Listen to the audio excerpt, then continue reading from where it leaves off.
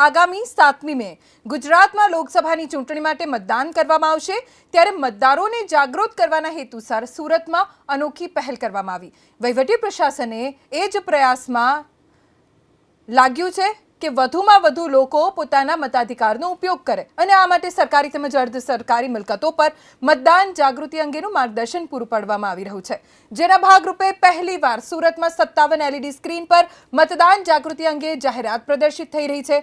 સાથે જ door to door garbage collection માટેની 1048 ગાડીઓ પર અલગ અલગ પ્રકારની જિંગલ ટ્યુન વગાડી સુરત શહેરના મતદારોને અવશ્ય મતદાન કરવા અપીલ કરવામાં આવી રહી છે। સભાનું મતદાન થવાનું છે તો આવો લોકશાહીના પાવન અવસર પર મતદાન કરીએ। મતદાન કરવું એ આપણો હક છે અને આપણી પવિત્ર ફરજ પણ છે।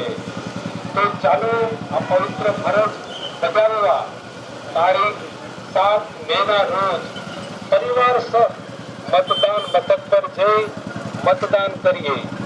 મતદાનની તારીખ खास याद रखिए, तारीख 7 मे 2024 मंगलवार का रोज अचूक मतदान करिए।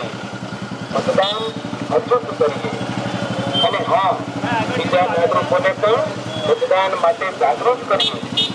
તમારું મતદાન એ લોકતંત્રની જાન